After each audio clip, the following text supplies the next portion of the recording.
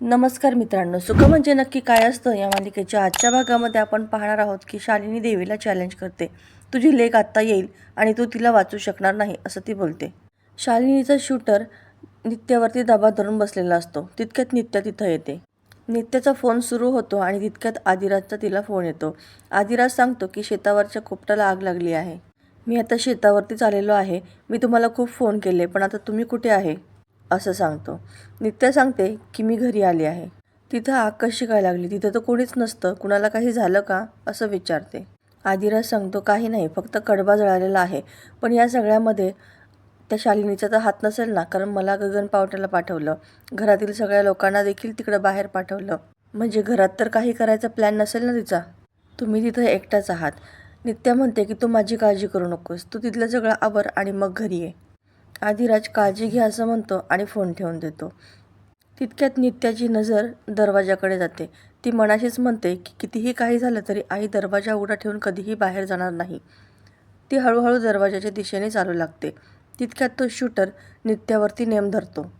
नित्या सतत हलत असते, त्यामुळे त्या शूटरचा नेम काही व्यवस्थित बसत नाही. इकडे आतमध्ये शालिनी देवीला म्हणत असते की तू नेहमी नित्याच्या पाठीशी राहिली आहेस ना, तुझी लाडकी लेक आहे ती. हे सगळं मी खोटं ठरवलं होतं आणि आजसुद्धा ते खोटंच ठरणार आहे. आजसुद्धा तू माझ्यासमोर हरणार आहेस आणि बघशीलच तू. इकडे शूटर नित्यावरती नेम धरतो, पण तितक्यात सोसाट्याचा वारा सुटतो आणि त्या शूटरच्या डोळ्यामध्ये कचरा जातो. तो पुन्हा नेम धरतो. इकडे शालिनीला गोळी चालवल्याचा आवाज येतो आणि ती आतमध्ये हसू लागते. ती देवीला म्हणते की गौरीला आता संपवलेलं आहे.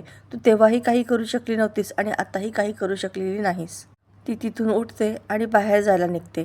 जाताना तिला ठेच लागते आणि ती खाली पडते.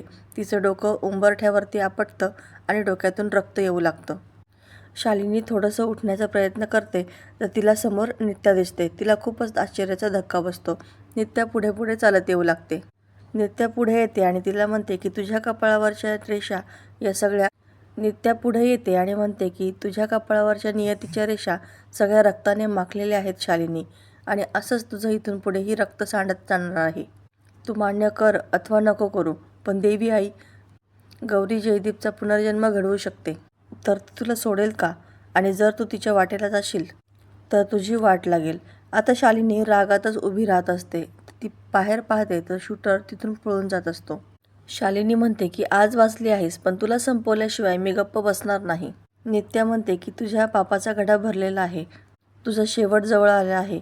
आता तू काहीसुद्धा करू शकणार नाहीस तू माझं, कारण माझी देवी आई माझ्यासोबत आहे. तिच्यापुढे तू कसपटा समान आहेस. शालिनी रागाला येऊन नित्याचा गळा पकडत असते. तितक्यात नित्या तिचा हात धरते आणि तिला बाहेरच्या दिशेने ढकलून देते. नित्या म्हणते की तुझी वेळ गेली आहे शालिनी. तोपर्यंत आता तुला रोज मरायचं आहे आणि निघ इथून असं जोरातच ओरडते. शालिनी रागातच तिथून निघून जाते. नित्या पायरीवरती बसलेली असते. तितक्यात आदिराज त्या ठिकाणी येतो. नित्याला असं पाहून आदिराज म्हणतो की काय झालं, असं का निवांत बसला आहात? नित्या सांगते की शालिनीने आज मला मारायचा प्रयत्न केला. आता हे ऐकल्यानंतर आदिराजला मात्र धक्काच बसतो. तुम्हाला काही झालं तर नाही ना? तुम्ही ठीक आहात ना असं विचारतो. नित्या म्हणते की मी ठीक आहे. देवी आईने वाचवलं मला आणि जे काही घडलं ते सर्व त्याला सांगू लागते. आदिराज खूपच चिडतो आणि म्हणतो आता बाद झालं. आता एकदाचा हा मॅटरच संपवतो. आदिराज तिथून निघून जायला लागतो, पण नित्या त्याला थांबवते की थांब आदिराज, रागाच्या भरात कोणतंही चुकीचं पाऊल उचलू नकोस असं बोलते. आदिराज म्हणतो की चुकी बरोबर हे आपण नंतर ठरवूयात, पण ती शालिनी आता तुमच्या जीवावर उठली आहे. नित्या म्हणते अरे मी तुझ्या सोबतच असणार आहे, पण शालिनीला मारताना आपले हात रक्ताने माखणार आहेत आणि आपण जेलमध्ये जाऊ, आणि मग आपल्यानंतर राजमाचं काय होईल? सावरी, आई, तात्या तुझ्याशिवाय एक दिवस सुद्धा राहू शकत नाहीत. त्यांचं काय होईल? रस्त्यावर येतील ना ते. आदिराज थांबतो आणि खूप चिडतो. रागातच तो मटका घेतो आणि खाली फोडून टाकतो. नित्या म्हणते की तुला काय फोडायचं ते फोड, पण ते शालिनीला इतकी सोपी शिक्षा द्यायची नाही आहे आपल्याला. तिचा कबुली जबाब मिळवायचा आहे आपल्याला. मी सुद्धा धीर सोडला होता. मग तू मला समजावलं होतंस ना की आपल्याला शालिनीला कायदेशीर मार्गाने शिक्षा द्यायची आहे. तिचा बळी घेऊन आपल्याला हा जन्म उद्ध्वस्त नाही करायचा. आणि हीच माई, दादा, मल्हार दादा यांच्यासाठी श्रद्धांजली असेल ना? आदिराज हतबल होऊन खाली बसतो आणि नित्याला म्हणतो की आज धीर सुटला होता माझा, पण तुम्ही तर इथे एकट्या होत्या. तुम्हाला काही झालं असतं तर? गौरी, आता पुन्हा मला तुझ्यापासून दूर नाही व्हायचं. नित्या म्हणते ती शालिनी या जन्मात आपल्याला वेगळं नाही करू शकणार. आदिराज नित्याला जवळ घेतो. इकडे तो शूटर खूप घाबरलेला असतो. शालिनी समोर उभा असतो. शालिनी तिच्या हातामध्ये बंदूक घेते. तो शूटर घाबरतच म्हणतो की मालकीनबाई, चुकलं झाली माझी, पण एक संधी द्या ना अजून मला. परत अशी चूक नाही होणार. शालिनी रागातच त्याच्यावरती बंदूक रोखते. तो शूटर घाबरून म्हणतो की मालकीनबाई, हवा आली होती, मी काहीच नाही केलं, मला माफ करा. शालिनी चक्क त्या शूटरच्या पायावरती गोळी मारते आणि तो मोठमोठ्याने ओरडू लागतो. सोमा म्हणतो, मेल्यासारखा काय ओरडत आहेस? शालिनी म्हणते, चूक केली आहेस ना, मी तुला माफसुद्धा केलं असतं, पण चूक करून तू या शालिनीपासून पळून जात होतास. काम अचूक केलं असतं तर त्याचा मोबदला सुद्धा दिलाच असता ना मी तुला. आता कामात चूक झाली आहे तर त्याचा सुद्धा मोबदला तुला मिळायलाच हवा ना. नशीब समज की कपाळावरती गोळी नाही झाडली, पायावरती झाडली आहे. आता निघ इथून. तो शूटर म्हणतो, माफ करा मालकीनबाई, खूप मोठी चूक झाली आहे माझ्याकडून. असं म्हणून तो तिथून निघून जातो. शालिनी म्हणते, चूक या लोकांची नाही, माझी झाली आहे.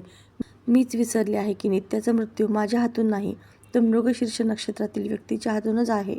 आणि हे सारखं सारखं मी का विसरत आहे? तितक्यात पाहुणे तिथं येते आणि म्हणते, अरे वा, सेलिब्रेशन चालू आहे, म्हणजे झालं वाटतं काम सगळं. पुन्हा सोमाकडे पाहते आणि म्हणते, अरे देवा, बोंबललं वाटतं काम. आश्रयबाबांनी औषध दिलं आहे ना, ते घ्यायचं आहे, ते सांगायला आले होते मी इथं.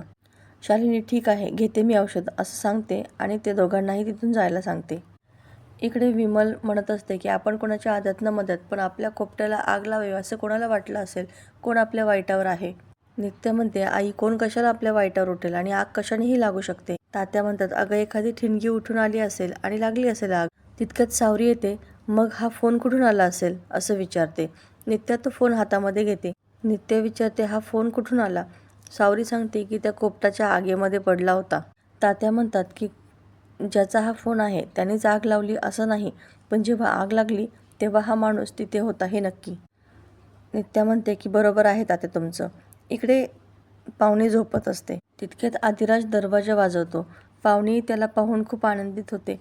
विचारते की अरे वा, आज चक्क माझ्या खोलीचा दरवाजा वाजवला, म्हणजे नक्कीच काहीतरी काम आहे. आदिराज तिच्या पुढे दुधाचा ग्लास धरतो आणि म्हणतो की रोज सकाळी आणि संध्याकाळी तुम्हाला दूध आणून द्यायचीस ना, त्याची आठवण झाली, म्हणून मी आज तुझ्यासाठी दूध घेऊन आलो आहे.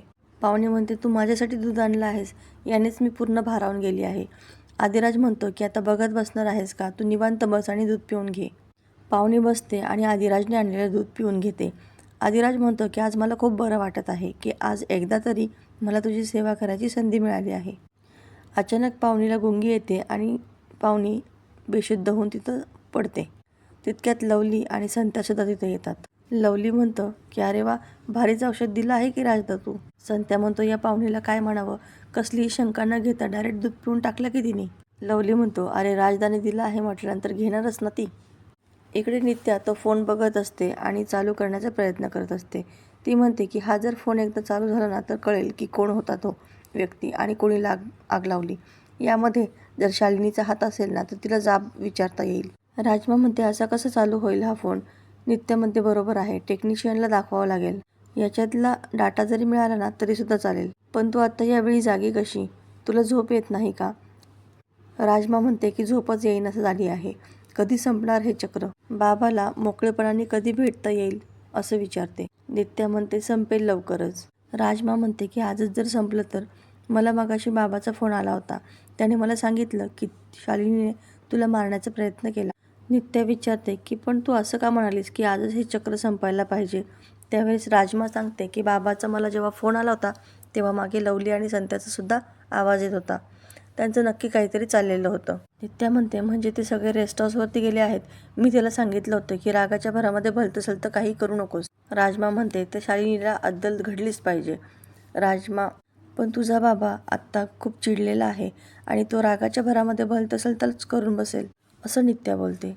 तर मित्रांनो, पुढील भागामध्ये आपल्याला पाहायला मिळणार आहे की शालिनीने आश्रयाने दिलेल्या गोळ्या खाल्लेल्या असतात. ती घाबरूनच रूमच्या बाहेर आलेली असते.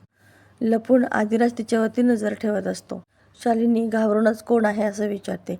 तेव्हा लवली आणि संत्या मिळून हाडांचा सापळा शालिनी समोर उभा करतात. ते पाहिल्यानंतर शालिनी खूपच जोरात ओरडते आणि घाबरते. तेव्हा त्या सापळ्यामधून, मी सुद्धा आहे जाऊबाई, असा आवाज येतो. शालिनी त्या सापळ्याला बघून पळू लागते.